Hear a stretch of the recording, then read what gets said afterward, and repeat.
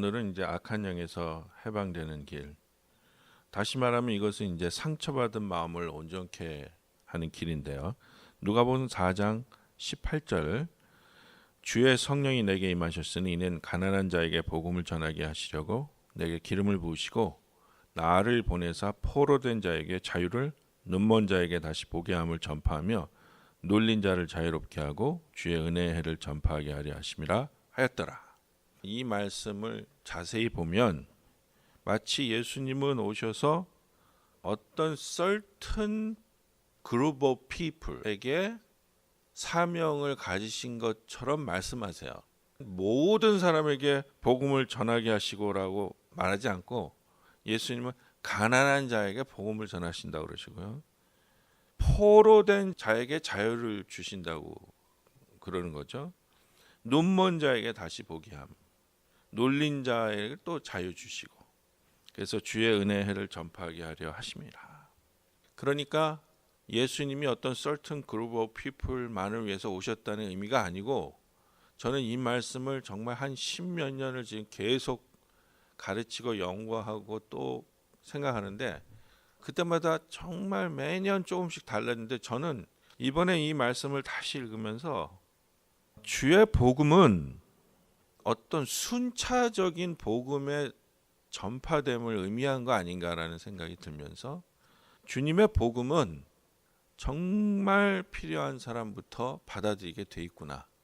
즉 예수님이 오셔서 상처를 치유하시고 병을 힐링하신다는 것은 건강한 사람에게 의원이 필요 없다고 말씀하셨듯이 건강한 사람 귀에는 주님이 말씀에 들어오지 않는 거야.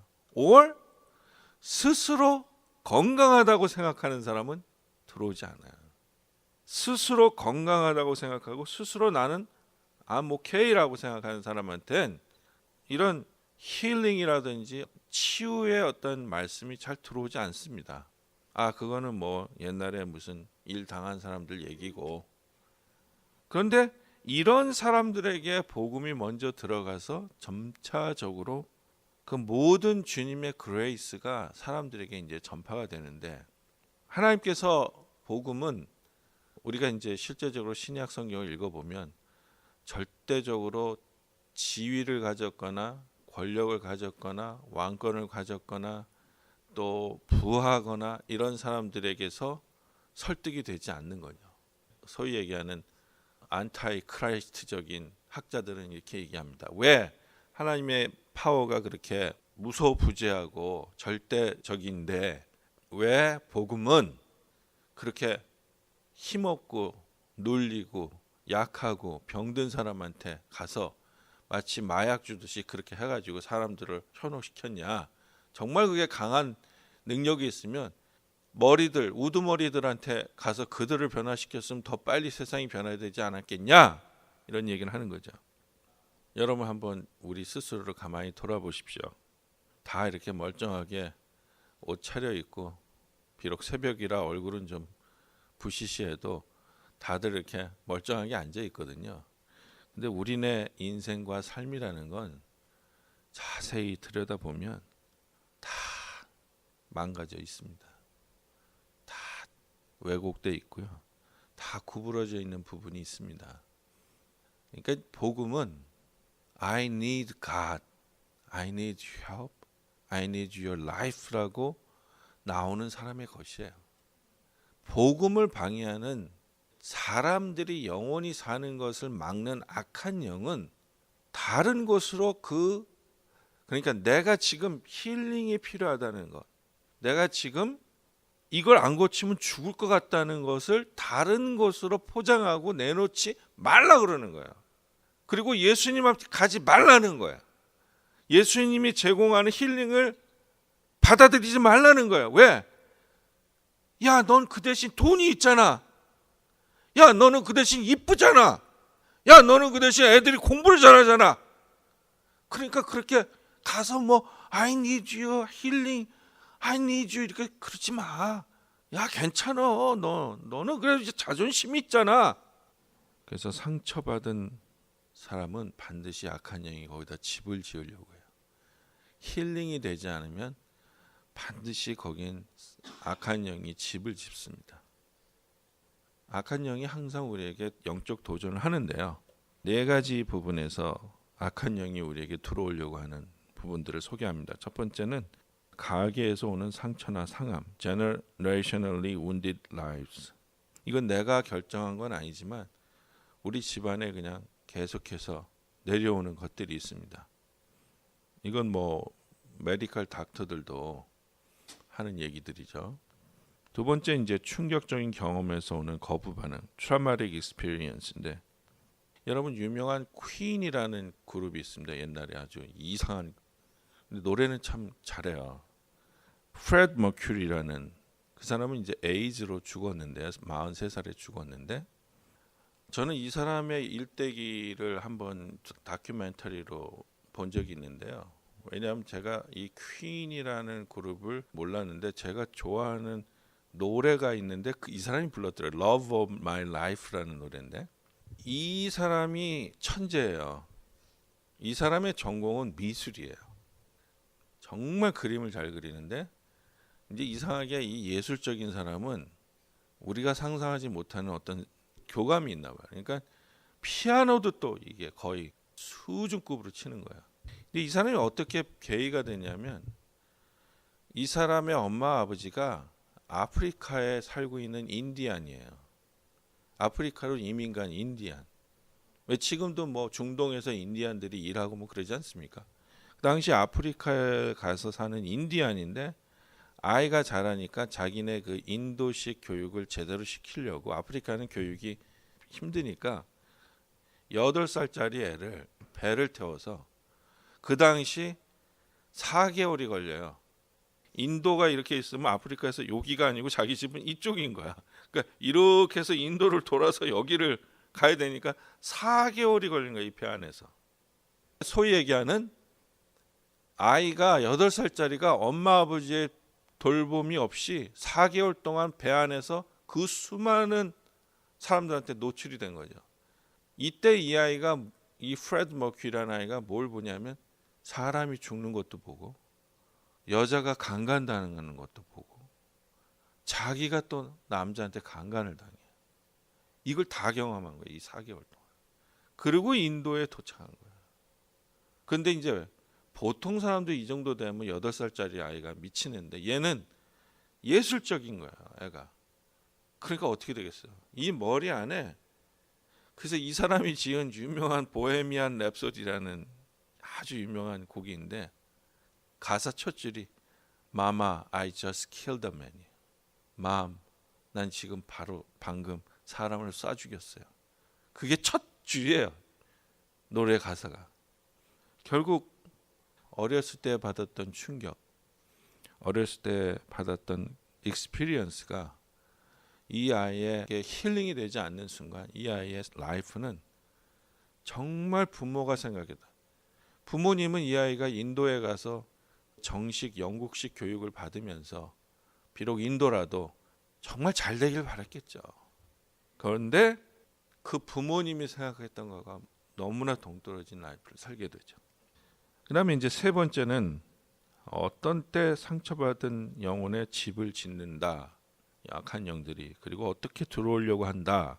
세 번째는 transferring spirit인데 이거는 다른 사람이나 다른 일 같은 걸 통해서 전이 되는 거예요. 이것도 여러 번 제가 이번 달을 통해서 말씀드렸습니다.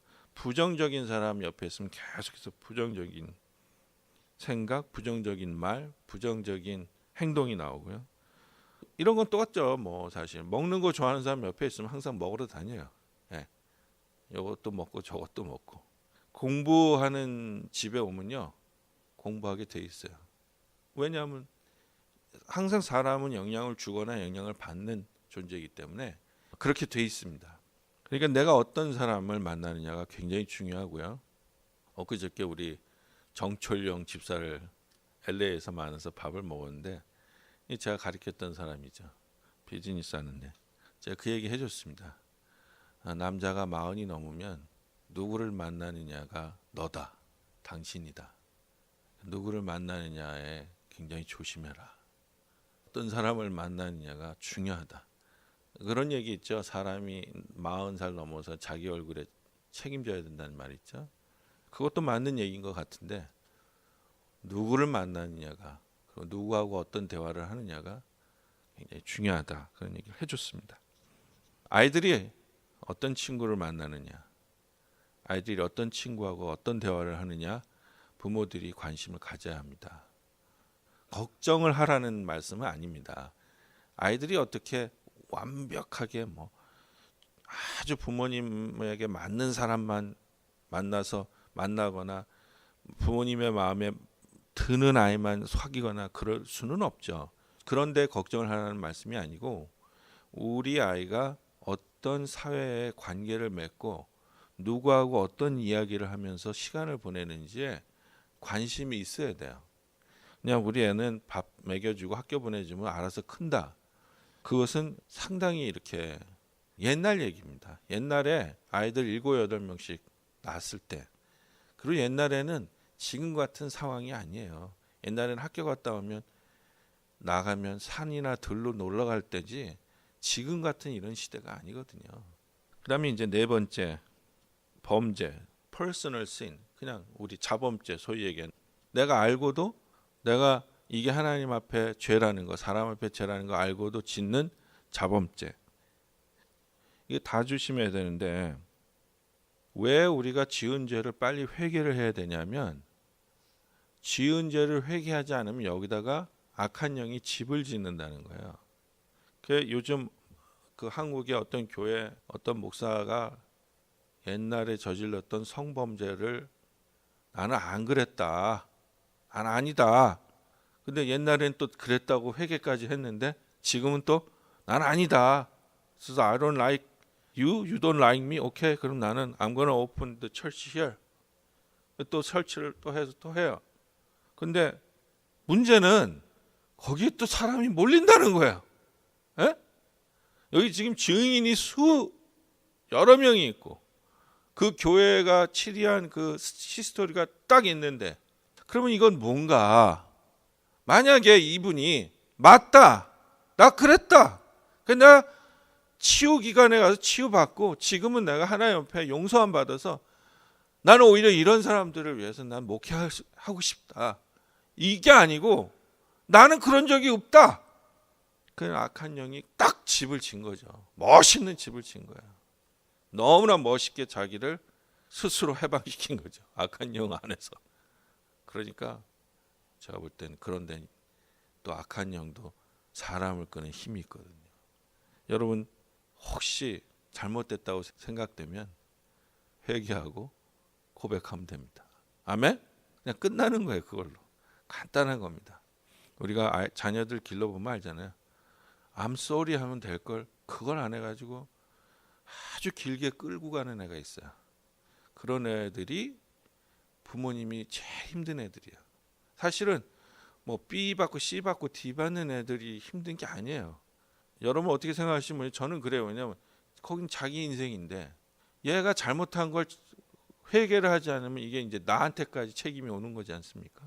우리는 날마다 회개해서 깨끗게 되는 저와 여러분 되시기를 축원합니다.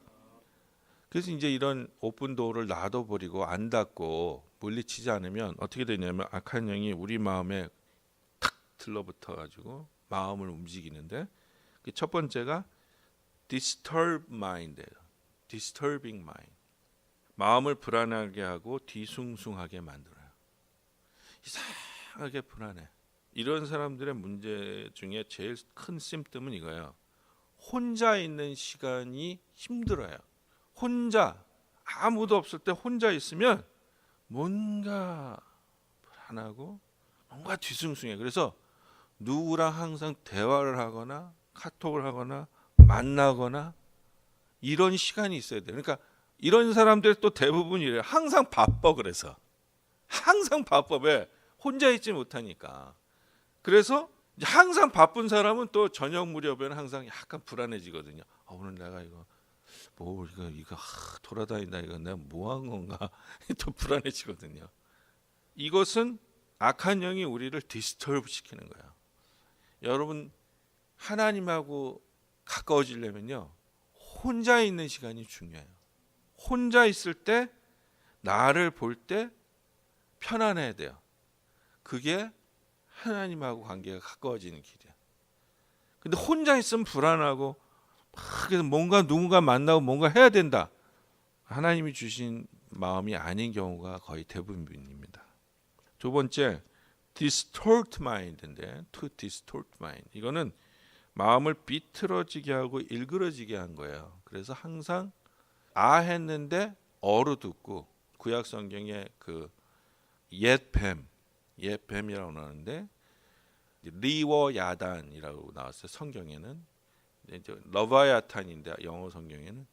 그래서 뭐냐면 나는 이렇게 딱 얘기했는데 이 옛뱀이 중간에 탁 들어와서 샥 꼬는 거야. 말을 샥 꽈가지고 귀에 탁 들을 때는 무지 기분 나쁘게 이렇게 딱 듣고, 나는 그 기분이 나빴지만 그래도 참고 한 무슨 얘기가 그 반응이 또 탁 잡아서 쫙 꼬아서 탁 주면, 그래서 이제 엑스컬레이드 시키는 거죠. 엑스컬레이드. 서로 막 오해하고. 그리고 이제 수 사모님이 지난번에 얘기하셨듯이 대화라는 거, 언어랑 랭귀지라는 건 말에서 나가는 소리뿐이 아니라 이 바디 랭귀지가 사실은 60%인가 70%거든요. 눈초리, 바디 랭귀지. 누가 이제 목사님 안녕하세요. 그런데 제가 그때 주일날 아침에 뭔가 지금 예화를 막 생각하고 있었어.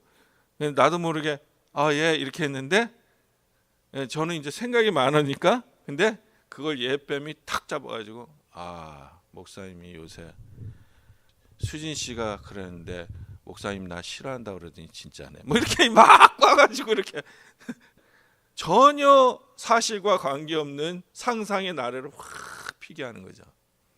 이걸 가만히 놔두면 사람의 마음이 삐뚤어지고 일그러져요. 이런 사람의 특징은 이거예요. 억울한 마음이 들어요. 항상 남이 나를 이해 못한다고 생각해. 항상 남이 내 진심을 몰라준다고 생각해. 항상 남에게 내가 억울하게 당한다고 생각해. 그렇지 않습니다. 본인이 그냥 그렇게 억울하게 생각하는 거야. 그리고 사실은 본인의 진실을 본인도 모르잖아요. 마음이 일그러졌기 때문에. 내가 지금 왜 이 말을 하는지 몰라요. 마음이 삐뚤어져가지고. 세 번째, 이제 이게 더 심해진 경우인데, 이건 이제 destroy mind라고 해서 이거는 마음을 도취시키고 파괴시켜요. 그래서 이제 1번, 2번을 그냥 놔두면 어떻게 되냐면 어느 날 자기도 모르게 데이드리밍을 하고 있어요. 상상으로 혼자 다. 이제 이때는 뭐냐? 혼자 있기를 좋아해. 이 경우가 딱 3번이 오면 사람이 혼자 있는 시간을 더 좋아해. 아무도 만나기 싫어. 그리고 아무라도 대화하는 것도 귀찮아. 그냥 혼자 있고 싶고, 그때부터 혼자서 막 생각의 나래를 막 펴요. 막 펴가지고 몇 시간 동안 할 수 있어요. 이거 말이죠. 이거 어른들한테도 많은데 요즘은 청소년한테 이거 굉장히 많아요. 그래서 청소년들이 이 책상에 앉아서 여러분 공부하는 것 같죠?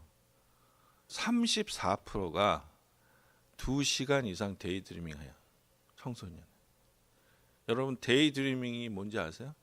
그냥 쓸데없는 생각해가지고 막 이렇게 하는 거야. 그래서 도취하게 하는 거죠. 도취. 그래서 이런 거예요.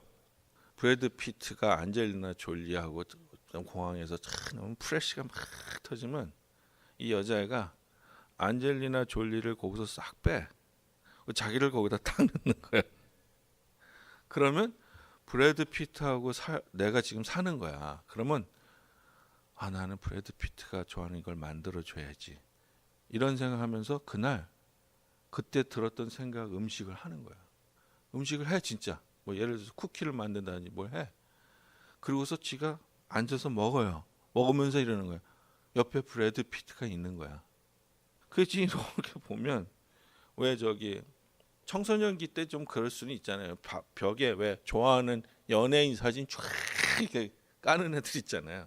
그런 애들은 certain degree에 데이드리밍 하는 거야. 나 아저씨랑 좀 데이트 해봤어. 나 이 아가씨랑 데이트 해봤어. 여러분, 악한 영은 마음의 집을 지으려고 하고요. 마음을 힘들게 하려고 합니다. 두 가지만 말씀드릴게요. Preparing for deliverance. 여기서 해방되는 준비를 해야 돼요.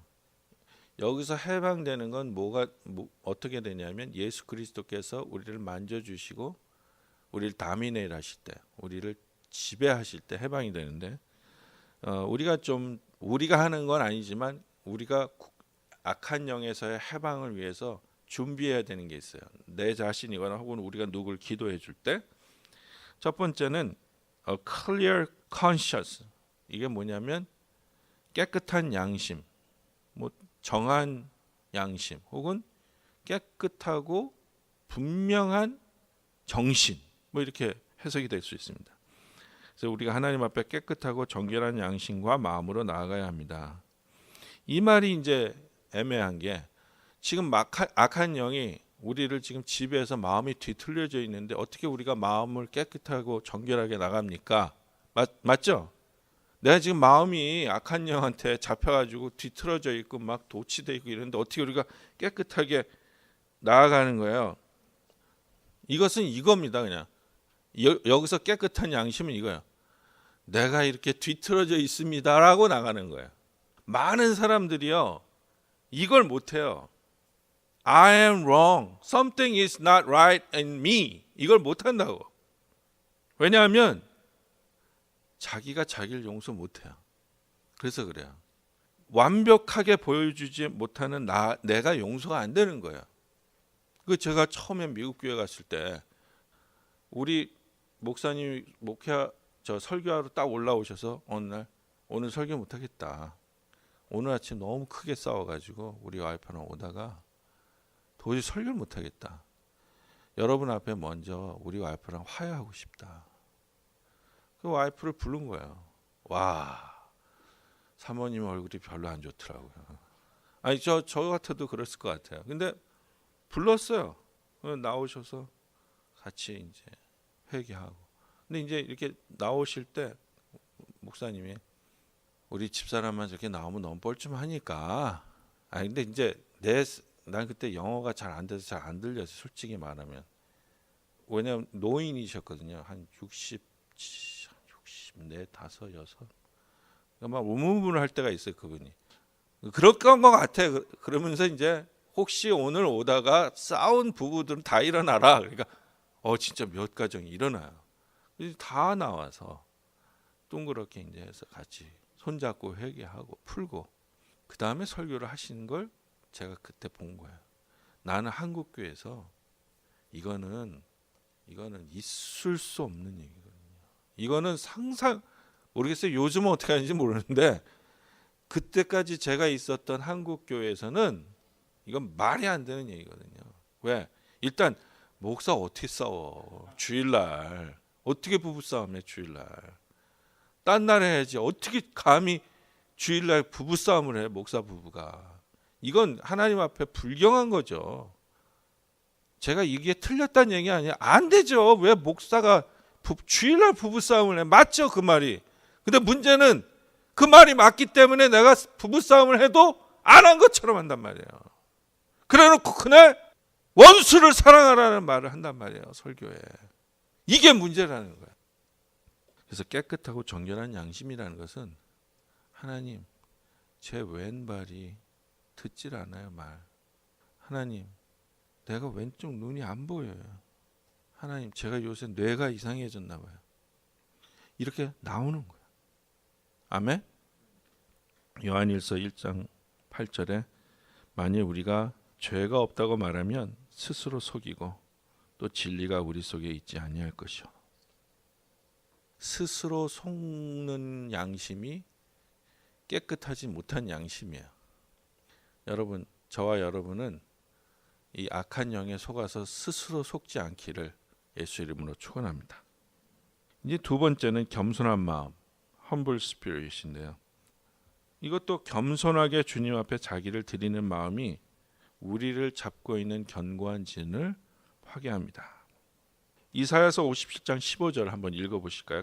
지극히 높으신 분, 영원히 살아계시며 거룩한 이름을 가지신 분께서 이렇게 말씀하신다.